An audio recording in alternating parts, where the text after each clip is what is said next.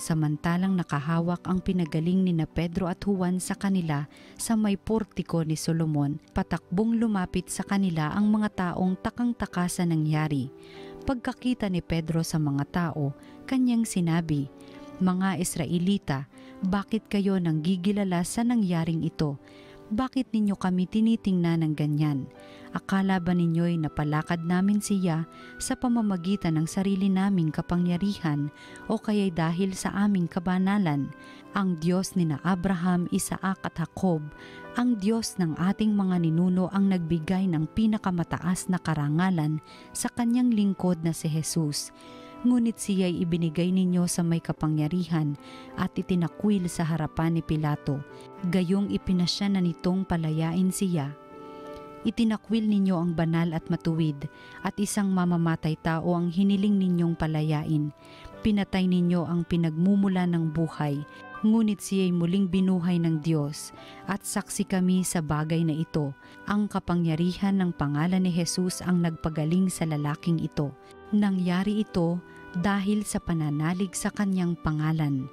Ang pananalig kay Jesus ang lubusang nagpagaling sa kanya tulad ng inyong nakikita. At ngayon mga kapatid, batid kong hindi ninyo nalalaman ang inyong ginawa, gayon din ang inyong mga pinuno. Ngunit sa ginawa ninyo'y natupad ang malaon ng ipinahayag ng Diyos sa pamamagitan ng mga propeta na ang Kristo'y kailangang magbata. Kaya't magsisi kayo at magbalik loob sa Diyos upang pawiin niya ang inyong mga kasalanan at bigyan kayo ng kaunting panahon ng pamamahinga. At susuguin niya si Jesus, ang Mesiyas na hinirang niya para sa inyo. Siya'y dapat munang manatili sa langit hanggang sa dumating ang panahon ng pagbabago ng lahat ng bagay, ayon sa ipinahayag ng Diyos sa pamamagitan ng kanyang mga banal na propeta mula pa noong una. Sinabi ni Moises, "Ang Panginoong inyong Diyos ay pipili ng isa ninyong kalahi at gagawing propetang tulad ko. Pakinggan ninyo ang lahat ng sasabihin niya sa inyo, at lahat ng hindi makikinig sa propetang ayon ay ihihiwalay sa bayan ng Diyos at lilipulin." Nagpahayag din tungkol sa mga araw na ito ang mga propeta mula kay Samuel at lahat ng sumunod sa kanya. Ang mga pangako ng Diyos sa pamamagitan ng mga propeta ay para sa inyo at kasali kayo sa tipang ginawa ng Diyos at ng inyong mga ninuno ng kanyang sabihin kay Abraham, "Pagpapalain ko ang lahat ng angkan sa daigdig sa pamamagitan ng iyong lipi."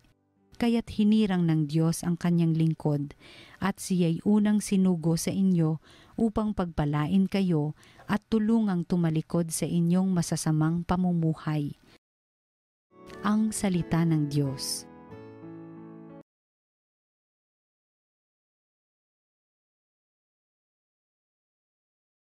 Maningning ang iyong ngalan poon sa sangkalupaan. O ikaw poon, Panginoon namin, laganap sa lupa ang iyong luningning.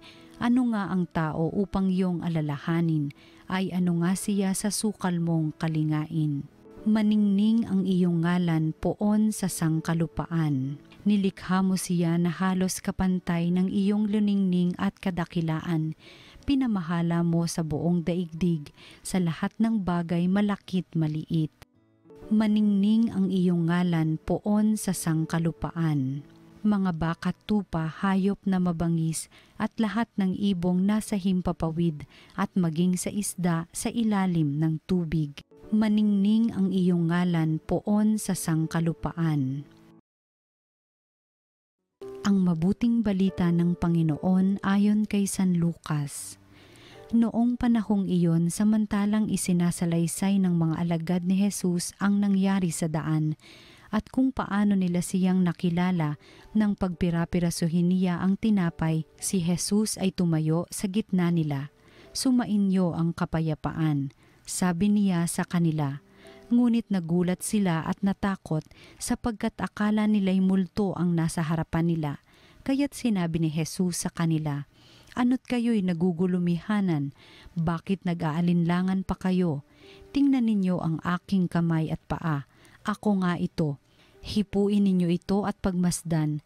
Ang multo'y walang laman at buto, ngunit ako'y mayroon, tulad ng nakikita ninyo." At pagkasabi nito, ipinakita niya sa kanila ang kanyang mga kamay at mga paa. Nang hindi pa rin sila makapaniwala dahil sa malaking galak at pagkamangha, tinanong sila ni Jesus, "May makakain ba riyan?" Siya'y binigyan nila ng kaputol na isdang inihaw. Kinuha niya ito at kinain sa harapan nila. Pagkatapos sinabi sa mga alagad, "Ito ang tinutukoy ko nang sabihin ko sa inyo noong kasakasama pa ninyo ako. Dapat matupad ang lahat ng nasusulat tungkol sa akin sa kautusan ni Moises, sa mga aklat ng mga propeta at sa aklat ng mga awit." At binuksan niya ang kanilang mga pag-iisip upang maunawaan nila ang mga kasulatan. Sinabi niya sa kanila, "Ganito ang nasusulat, kinakailangang magbata ng hirap at mamatay ang Mesiyas at muling mabuhay sa ikatlong araw. Sa kanyang pangalan, ang pagsisisi at kapatawaran ng mga kasalanan ay dapat ipangaral sa lahat ng bansa, magmula sa Jerusalem. Kayo ang mga saksi sa mga bagay na ito." Ang mabuting balita ng Panginoon. Pinupuri ka namin, Panginoong Hesukristo.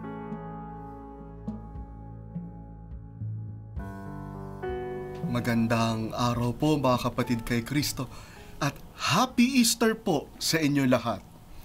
Ito po si Father J.D. Zaldivar ng Archdiocese of Manila.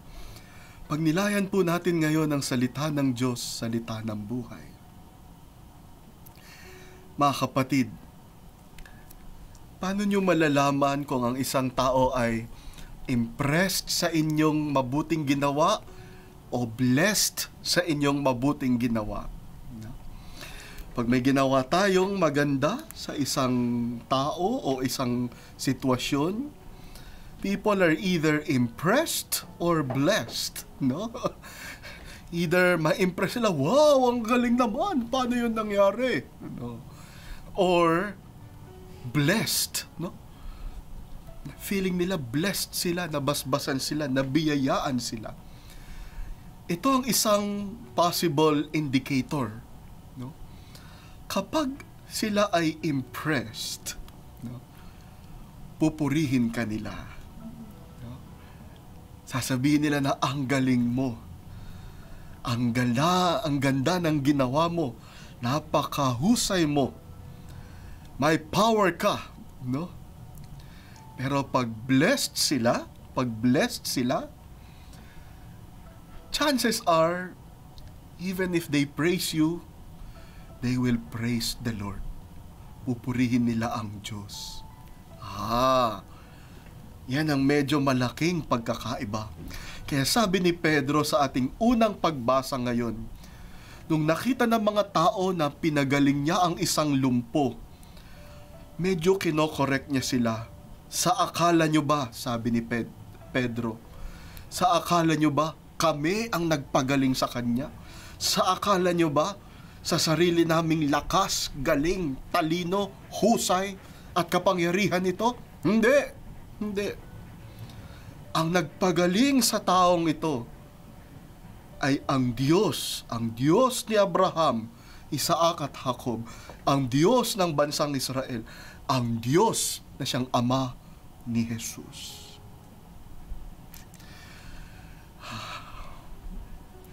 And so, my dear sisters and brothers, let us not aspire to impress people. That's not our mission. Let us aspire to bless people, to be used by God to bless people, to be blessed in order to be a blessing for others. Our mission is to bless, not really to impress.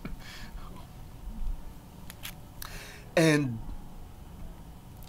sometimes people praise the Lord not so much by going back to you to express appreciation. Pag yung mga tao na bless mo, hindi yan laging babalik sa'yo para magpasalamat. Hindi nila sasabihin sa'yo na, Father, Sister, no, Brother, salamat po kasi napabuti ang kalooban ko, ang karanasan ko, ang buhay ko sa sinabi o ginawa mo. Hindi nila madalas gagawin yan. Madalas, how will they praise the Lord? By leading better lives. Makikita nyo na lang, maayos ang kanilang pamumuhay. Naglilingkod sila sa Panginoon. Mas malalim ang kanilang panampalataya sa Diyos. At tumutulong sila sa kapwa. You know they were blessed. You know they were blessed. Mga magulang, alam na alam nyo yan. Minsan yung anak ninyo, hindi naman impressed sa ginawa ninyo. Minsan nga, displeased pa. Ayaw nila yung ginawa nyo sa kanila. No? Ipinagluto nyo ng gulay, hindi nila natripan. Binawi nyo yung cellphone, nagalit pa sila. No? But you do it. Why? Because you want to bless them, not to impress them. Gusto mo mapabuti ang buhay nila, mahal mo sila. And then, because of the blessing you give them, katulad ng pagluto ng gulay, paghain ng gulay, they grow up as healthier individuals. Mas malusog, mas masiyahin, mas matulungin sa kapwa, mas malalim ang panampalataya sa Diyos. Minsan may lumapit sa akin, no? Sabi niya, Father, grabe po yung homily niyo. Sabi ko, oh, thank you. Oo.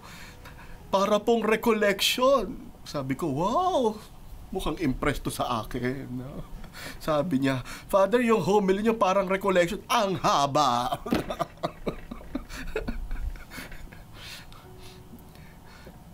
But I was blessed, Father.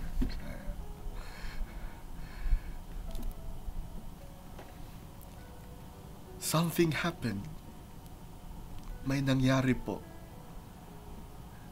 nung nagsasalita kayo. Parang nangusap sa akin ng Diyos. Sabi ko sa Kanya, salamat sinabi mo sa akin yan. Kasi ibig sabihin, hindi ako ang nagsalita sa puso mo. Diyos, binless ka ni Lord. Binless ka ni Lord. Sa araw na ito, don't just try to impress people. Bless people. Be God's instrument of blessing people. Manalangin tayo. Panginoon, salamat po sapagkat katulad ni San Pedro, hinihirang mo kami maging daluyan ng iyong biyaya, ng iyong himala. Nawa ang pamumuhay namin sa araw na ito ay makapag-bless sa aming kapwa-tao.